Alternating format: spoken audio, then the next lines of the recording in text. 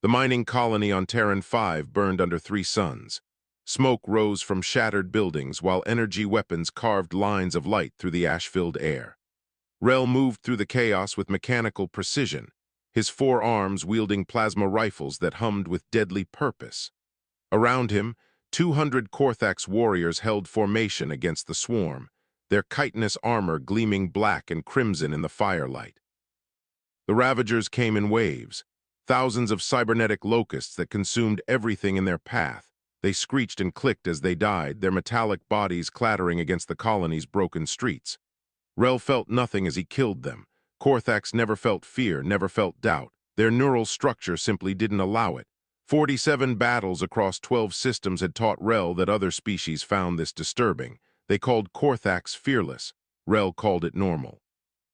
A communication burst crackled through his helmet. Human reinforcements were arriving. Rel's mandibles clicked in what might have been annoyance.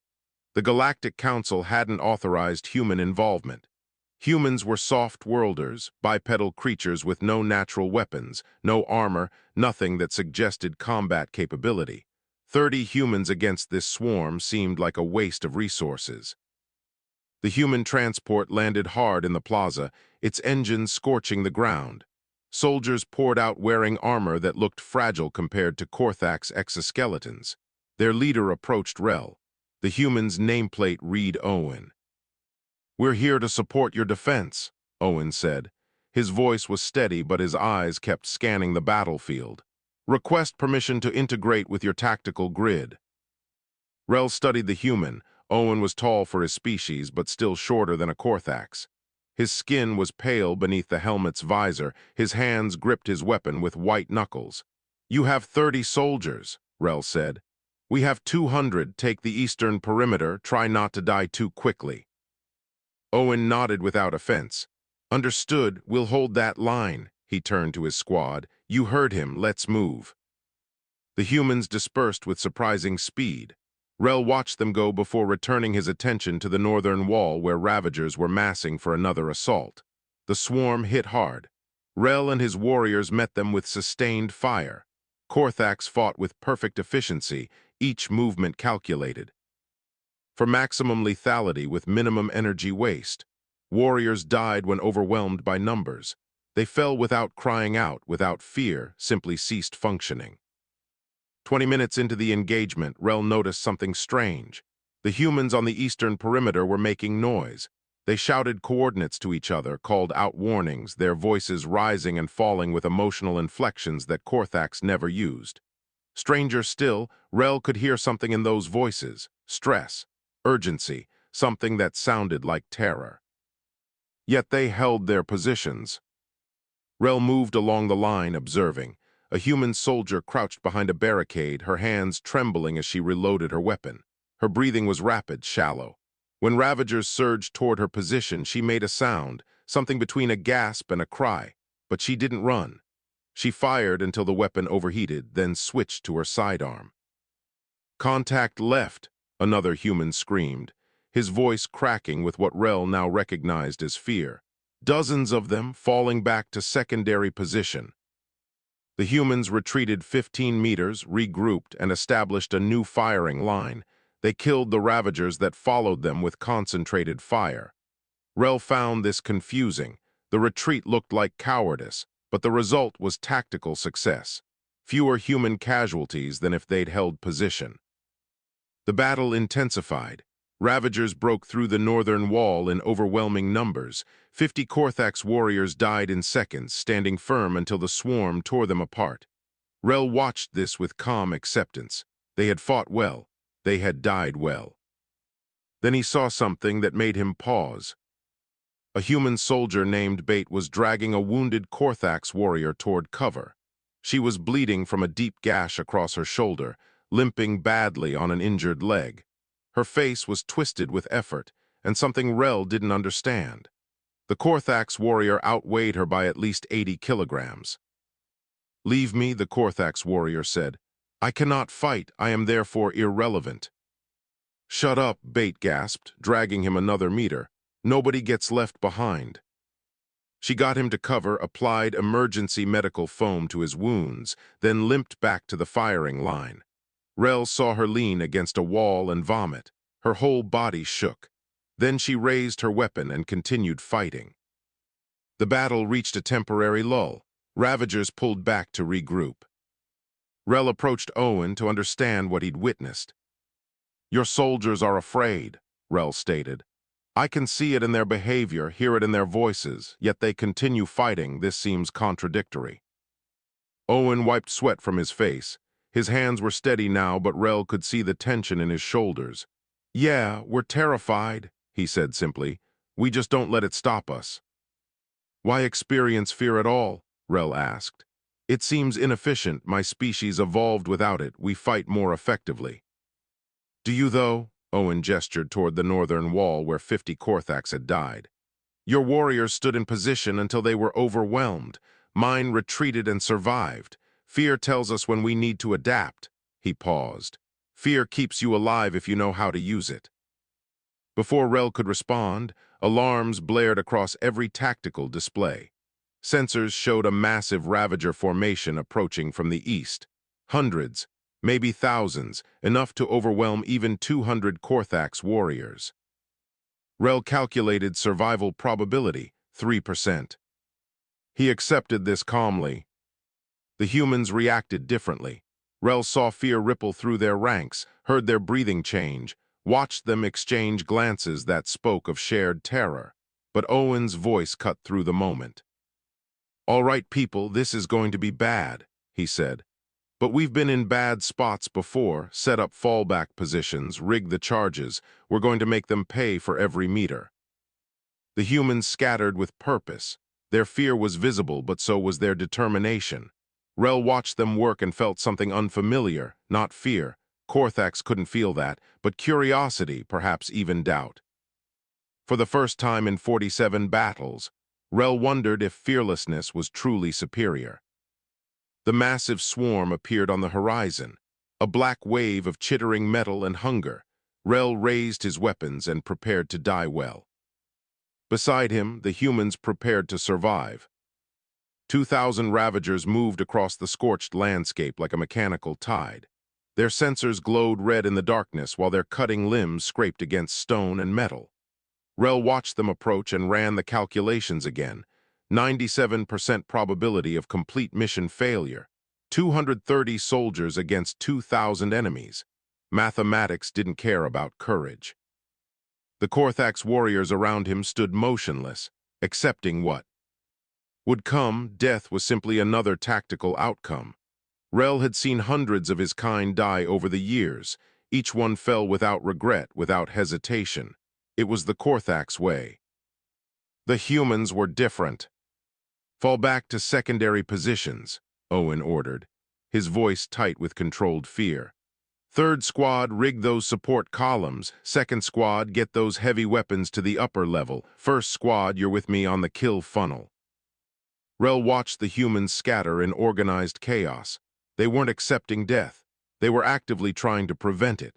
Explosives appeared in doorways. Firing positions materialized on elevated platforms. Escape routes were marked with chemical lights. Every action was driven by the fear of dying but channeled into survival tactics. "Your preparations are extensive," Rel observed as Owen moved past him. "Because we're scared," Owen replied, checking his ammunition. "Fear tells us we need to be smarter, not just braver." He paused. "Your people are incredible fighters, but you fight to win or die. We fight to survive and win. There's a difference." The Ravagers hit the outer perimeter like a breaking wave. Korthax held the main line with disciplined fire, each shot placed with mathematical precision. Warriors died when they were overwhelmed, but never before expending all ammunition. Never before dealing maximum damage. Rel fought alongside them, his four arms cycling through weapons with practiced efficiency. On the flanks, humans fought differently. They fired from cover, retreated before being surrounded, lured Ravagers into prepared kill zones. Bates' squad abandoned a strong position when Ravagers threatened to flank them. 3 Korthax warriors nearby criticized this over the comm channel, called it cowardice. Then the humans detonated charges they'd placed during their retreat. The explosion collapsed an entire building onto the pursuing Ravagers, crushing 50 of them instantly. The humans reappeared at a new position and resumed firing. Rel began to see the pattern. Korthax traded lives for kills. Humans traded space for survival. Both achieved the objective, but only one preserved soldiers. The eastern flank collapsed suddenly. 15 Korthax warriors held their ground against a Ravager breakthrough. They fired until their weapons ran dry, then fought with bladed arms until the swarm tore them apart. Rel watched 15 skilled warriors die. In 40 seconds, they never called for support, never retreated. They simply fought until they ceased. The human squad on that same flank pulled back immediately. "Eastern position compromised," a soldier shouted, falling back to checkpoint Gamma. They retreated 50 meters, regrouped with another squad, created a crossfire position. The Ravagers that poured through the gap ran straight into concentrated fire from 2 directions. The humans eliminated the breakthrough with 0 casualties. Rel's mandibles clicked in thought. The Korthax had died gloriously. The humans had survived tactically, which approach actually served the mission better. A Korthax warrior named Tick fought near the center line, surrounded by 7 Ravagers. Tick's lower left arm was severed, but he continued fighting with the remaining 3. He would die in seconds. Rel knew this with certainty. Tick knew this too. Neither of them felt fear about it. Then Bait appeared from a flanking position. She screamed as she ran. Actual vocalized terror. Her weapon spat fire as she charged into the Ravagers surrounding Tick. Her hands shook so badly that half her shots went wide, but enough hit their targets. She reached Tick, grabbed him with one arm while firing with the other, dragged him toward cover. "I don't require rescue," Tick stated calmly. "I can still fight." "You're missing an arm," Bait gasped, hauling him behind a barricade. "You're getting medical attention." She pulled Tick to safety, applied emergency sealant to his wound, then stumbled away and vomited violently. Rel watched her body convulse with fear and stress. 30 seconds later, she was back on the firing line. Rel approached her position. "Why did you risk yourself for Tick?" he asked. "The tactical benefit was minimal, the risk to you was significant." Bait looked at him with eyes that held too much emotion for Rel to fully process. "Because he needed help," she said. "Being afraid doesn't mean you don't help people. It means you help them even though you're scared." The concept was alien to Rel. Korthax didn't help. They fought. When they couldn't fight, they died. Individual survival was irrelevant compared to mission completion. Yet the humans seemed to believe that individual survival was part of mission completion. The battle reached its peak. Ravagers were everywhere. The Korthax had lost 80 warriors, 40% of their force. The humans had lost only 7, 15%. Human tactics were working, but ammunition was becoming critical. Energy weapons needed to recharge. Projectile weapons were running empty. Owen made a decision that Rel didn't understand. "Orbital strike on our position," Owen said into his command channel. "Authorization code Delta 77, danger close. Repeat, danger close." Rel's tactical display confirmed the order. A ship in orbit was preparing to fire. Impact in 60 seconds. Minimum safe distance was 200 meters. The nearest cover that far away was across open ground filled with Ravagers. "We cannot evacuate all personnel in 60 seconds, Rel stated. "I know," Owen replied, his voice shaking. "But staying here means certain death. This way some of us might make it." He switched to general comm. "All units, orbital strike inbound, 60 seconds to impact. Grab wounded and move now." The Korthax began moving toward the safe zone, carrying their own wounded. Efficient, methodical, accepting that some would not make it. The humans ran through the battlefield, pulling Korthax warriors they barely knew. Bait was carrying a Korthax twice her size, tears streaming down her face, her legs shaking with effort. Other humans did the same, sacrificing their own speed to save alien soldiers. 45 seconds remaining. "Leave us," several wounded Korthax said. Save yourselves, we are combat ineffective. Shut up and let us carry you, the humans replied. Rel carried 2 wounded humans. They weighed almost nothing compared to Korthax. He could move faster, but he watched Daniel, another human soldier, running back toward the battlefield. Daniel, 30 seconds, Owen screamed. Get back here. Daniel reached a wounded Korthax warrior, began dragging him towards safety. Wouldn't make it. 20 seconds remaining. Daniel positioned his own body over the Korthax, shielding him. Rel made a choice he couldn't explain. He dropped his wounded in the safe zone, turned, ran back toward Daniel against all logic, against all tactical sense. 15 seconds. Rel reached them, grabbed both Daniel and the Korthax, threw them toward the safe zone with all his strength. They landed inside the perimeter with 5 seconds to spare. Rel was caught at the edge. The orbital strike hit. Light and fire consumed the world. The orbital strike vaporized thousands of Ravagers in an instant. The shockwave expanded outward like the fist of an angry god. Rel was at the edge of the blast radius. His armor cracked under the pressure. 2 of his forearms snapped. His lower thorax shattered. The force threw him 40 meters across the scorched ground. Pain was information. Rel's neural system registered massive trauma, damage to primary and secondary organ clusters, failure probability of 68%. He would likely cease functioning within the hour. This was acceptable. He had saved 2 soldiers, tactical value achieved. Except the humans didn't find it acceptable. They came for him through smoke and falling debris. Owen reached him first. "Medic," he shouted. "Get the trauma kit, move." "I am combat ineffective," Rel stated, his vocal synthesizer damaged. Words came out distorted. "Allocate medical resources to salvageable personnel." "You are salvageable," Bates said, appearing beside Owen. Her face was streaked with tears and ash. "Don't you dare die on us." 3 human medics worked on Rel. Their hands moved with desperate speed. Emergency sealant, synthetic blood, neural stabilizers. They treated him with the same urgency they'd shown their own wounded. Rel didn't understand this. He was Korthax, expendable, one warrior among billions. "You ran back," Owen said while the medics worked. "You were safe. You ran toward the explosion to save Daniel." He paused. "You felt it, didn't you?" "Korthax cannot feel fear," Rel replied. "Our neural structure doesn't allow it."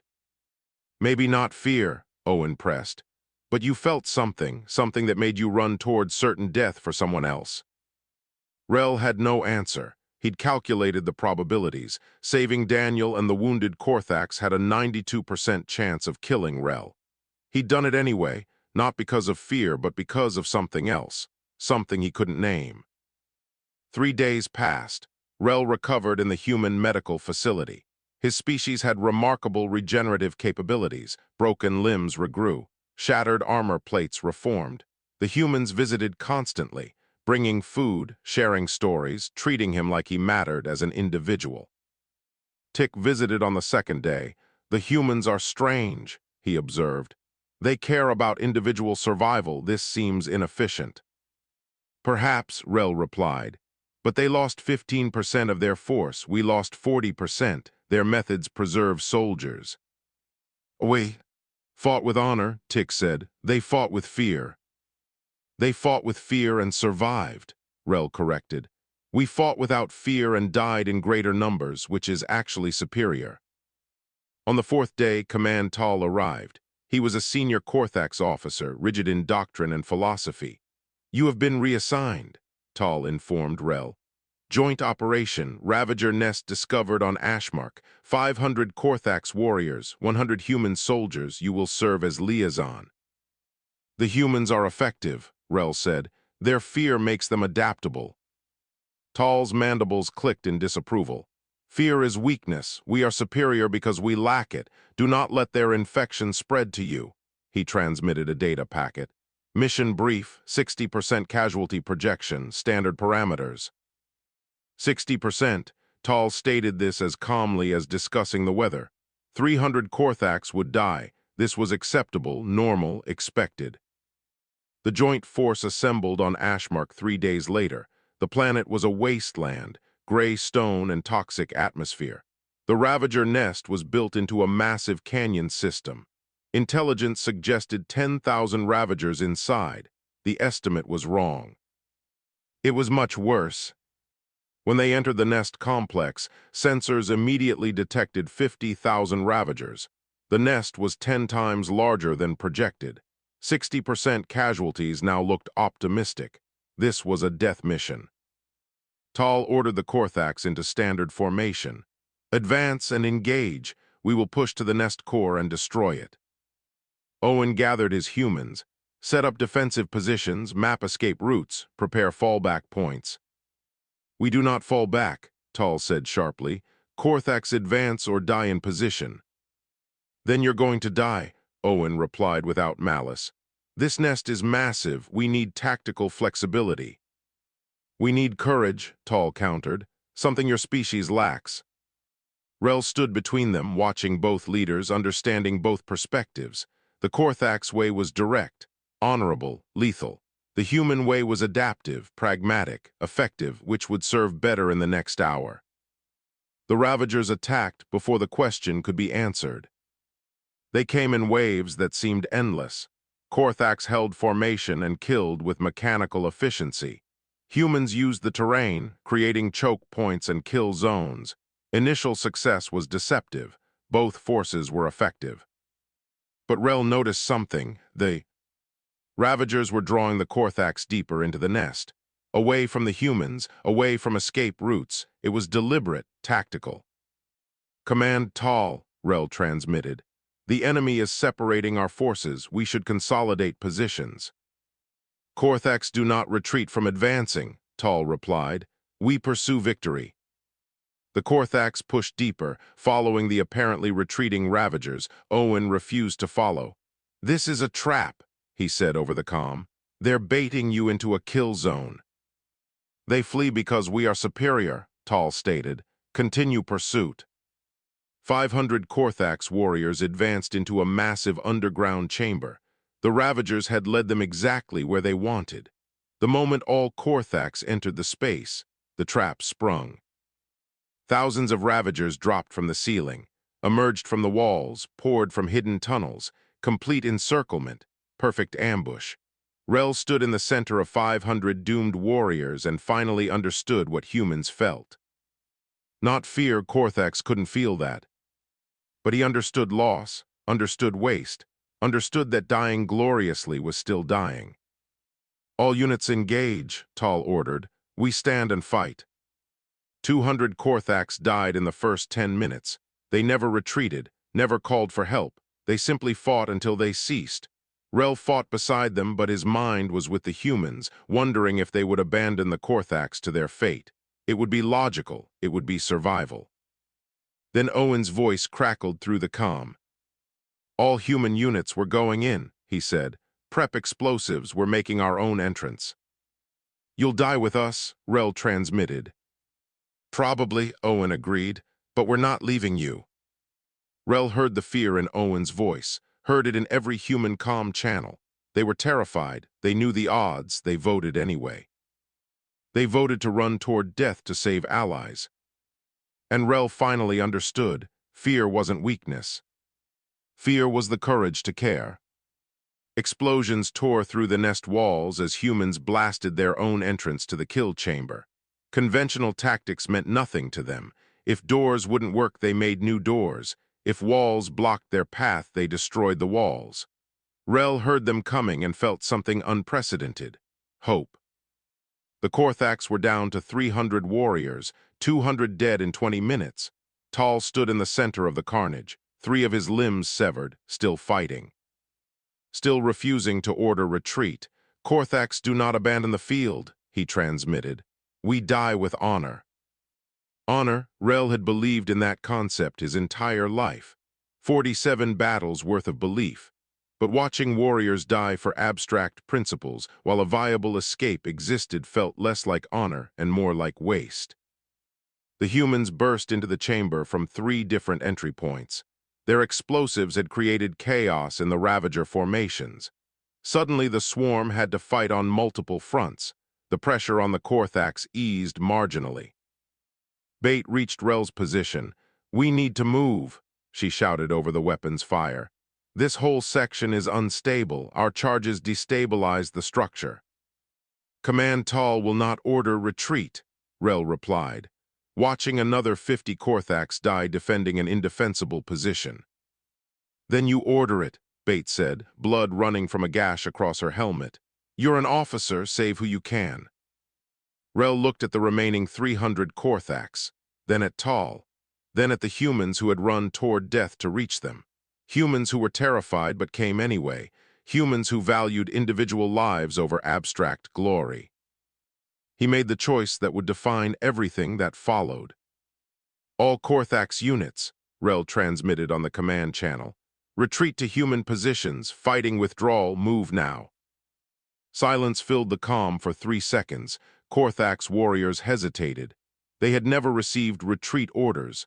The concept was alien to their doctrine, to their culture, to their entire understanding of warfare. "Belay that order," Tal's voice cut through. "I am senior officer. We hold this position."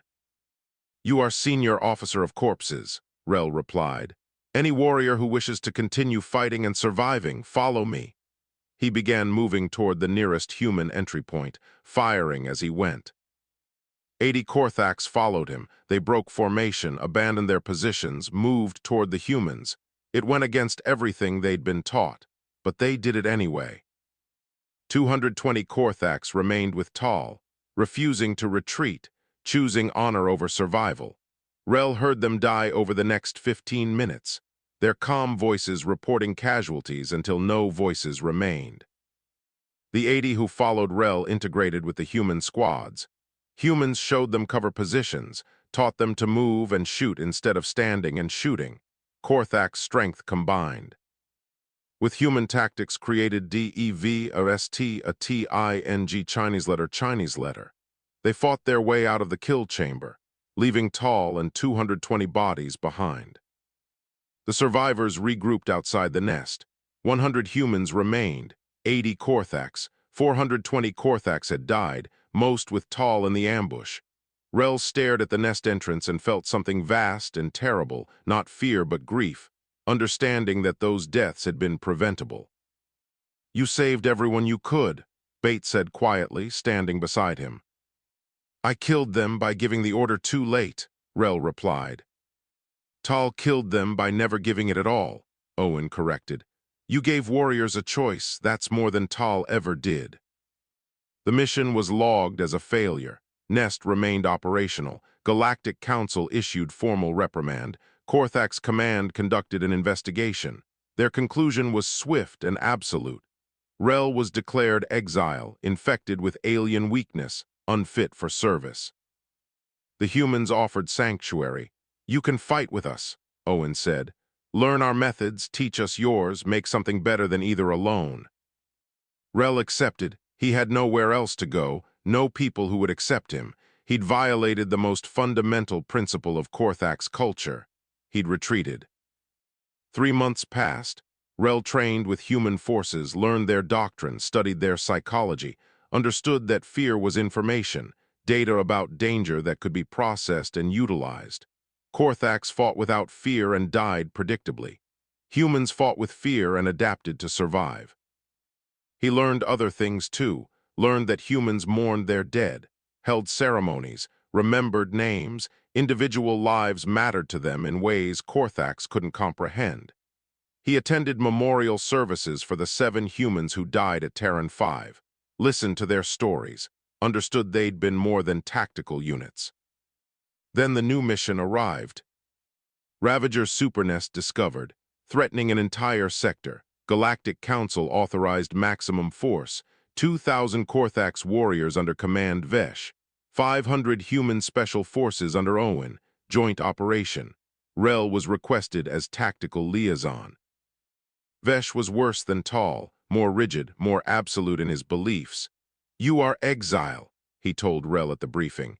"You abandoned honor. I allow your presence only because the Council demands it. Do not infect my warriors with your weakness." The briefing revealed a nightmare. Scenario: Supernest contained estimated 100,000 Ravagers. Assault would require direct strike at Nest core. Casualty projections were catastrophic, 70% or higher. 1,400 Korthax would die, 350 humans. Vesh accepted this with calm satisfaction. We will achieve victory or glorious death. Owen studied the tactical maps with worry. We need a better plan. These casualty numbers are insane. The numbers are acceptable, Vesh replied. Korthax do not fear death. Maybe you should, Rel said, the words emerging before he could stop them. Vesh's mandibles spread in threat display. You dare suggest we adopt fear? You, exile, you who abandoned brothers in combat. I saved 80 warriors who would have died with Tal, Rel countered. The 220 who stayed, where are they now? Dead, because they valued honor over survival. Better to die fearless than live afraid, Vesh stated. Better to live strategic than die pointlessly, Rel replied. The argument ended in stalemate. Vesh would lead Korthax forces his way. Owen would lead humans his way. Rel would stand between both approaches and watch one succeed while the other failed. They deployed to the Supernest world in tense silence. The nest was worse than intelligence suggested. Massive, sprawling, clearly housing far more than 100,000 Ravagers. This wasn't a battle. It was a graveyard waiting to be filled. And Rel knew exactly which doctrine would fill it. The Supernest entrance yawned before them like a mouth designed to consume armies. Vesh ordered his 2,000 Korthax warriors into tight formation. Direct assault on the core, standard doctrine, advance until victory or death. Owen positioned his 500 humans differently. Scouts forward, main force in flexible units, escape routes marked. We go in careful, map as we move, fall back if overwhelmed. Vesh sneered at the human caution. You prepare for defeat before the battle begins. We prepare to survive the battle, Owen replied. There's a difference. The forces entered separately, Korthax pushing deep with mechanical efficiency, humans advancing slowly, methodically. Rel moved with the humans, no longer welcome among his own kind. The Ravagers came in waves, thousands of them. Korthax met them with devastating firepower, killed with perfect precision, pushed forward into the nests. Depth's initial success was intoxicating. Vesh's doctrine seemed vindicated. 700 Ravagers dead in the first 30 minutes against only 50 Korthax casualties. Then the Ravagers withdrew. Pursuing, Vesh transmitted, enemy is routed. It's a trap, Rel warned. Same pattern as before, they're drawing you in. They flee because we are superior, Vesh replied, contempt clear in his voice. Continue advance. 2,000 Korthax pursued deeper. Humans held position. Owen's face was grim. They're going to die in there. Yes, Rel agreed, watching his people march toward annihilation. The trap closed perfectly. 30,000 Ravagers emerged from every surface. Walls, ceiling, floor, complete encirclement. 2,000 Korthax surrounded, exactly like Tal, exactly like Rel had warned. Stand and fight, Vesh ordered. Korthax do not retreat. 1,000 Korthax died in 15 minutes. Owen called emergency council with his officers. We can't save them. Going in means we all die. His voice carried anguish and logic in equal measure. The humans voted. 247 wanted to attempt rescue. 253 wanted to abort. Owen had deciding vote. He stared at the tactical display showing 1,000 Korthax dying, then looked at Rel. What would you do? Owen asked. Logically, abandon them, Rel replied. Emotionally, I don't know, Korthax don't do emotions well. Owen closed his eyes. We're terrified of dying in there, he said finally, but we're more terrified of becoming people who abandon allies. He opened his eyes. All units were going in, prep everything we have. The humans assaulted the nest with controlled fury. Explosives, fire, chemical weapons, anything to create chaos. They didn't fight toward the trapped Korthax. They fought through the nest, creating new paths, collapsing tunnels, forcing ravagers to split their attention. Rel led the spearhead, his forearms wielding weapons with Korthak's precision and human tactical flexibility. Bait and Daniel fought beside him, all three terrified, all three advancing anyway. They reached the kill chamber. 800 Korthaks remained. Vesh stood in the center, 3 limbs severed, still refusing retreat. Korthaks do not abandon the field. Then Korthaks die, Rel shouted back. I'm ordering retreat, follow me or stay and become casualties. You are exile, Vesh replied. You have no authority. I have the authority of being right, Rel transmitted on all Korthak's channels. Tal died with his honor intact and 220 warriors. I lived with my honor questioned and saved 80, which commander served his people better. 400 Korthaks followed Rel, choosing survival over doctrine. 400 stayed with Vesh, choosing honor over life. The split happened in seconds.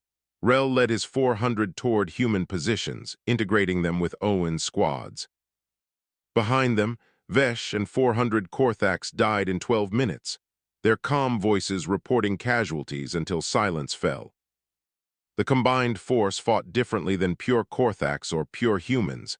They blended strength with adaptability, courage with caution. Korthaks learned to use cover, to retreat when overwhelmed, to value individual survival. Humans learned to trust Korthak's strength, to use their fearlessness as an anchor point, to build tactics around their capabilities. They pushed toward the nest core, 500 humans and 400 Korthaks, fighting as one force. Ravagers couldn't adapt. Their tactics worked against fearless enemies who stood and died, but enemies who felt fear and adjusted were unpredictable, dangerous. The nest core appeared, a massive chamber containing the Ravager Queen.